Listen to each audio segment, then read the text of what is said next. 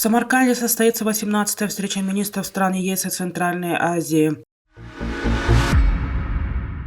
Парламент Кыргызстана приостановил аккредитацию журналистов Азаттык Медиа.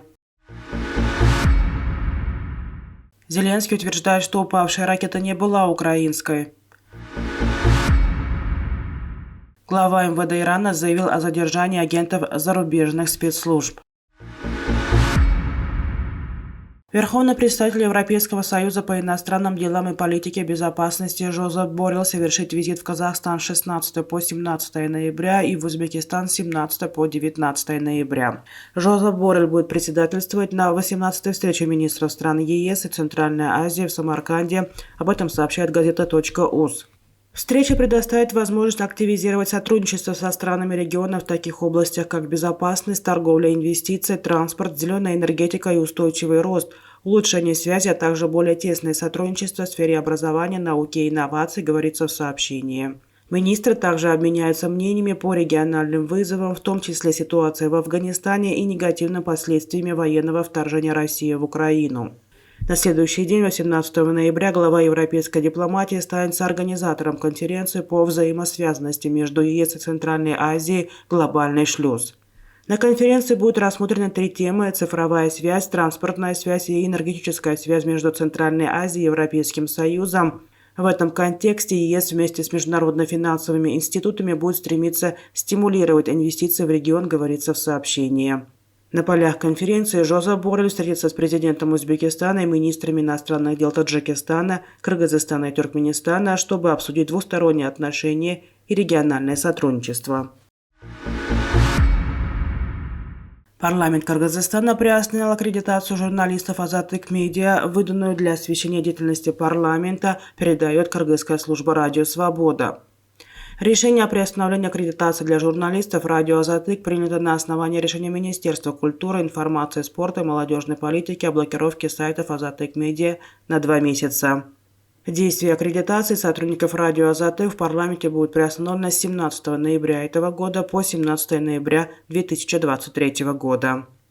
26 октября власти Кыргызстана заблокировали на 2 месяца сайт радио «Азаттык» Кыргызской службы «Радио Свобода». Решение приняло Министерство культуры, информации, спорта и молодежной политики страны. В ведомстве потребовали удалить с сайта эфир программы «Настоящее время Азия», которая вышла в середине сентября под заголовком «Тяжелые бои на границе Кыргызстана и Таджикистана».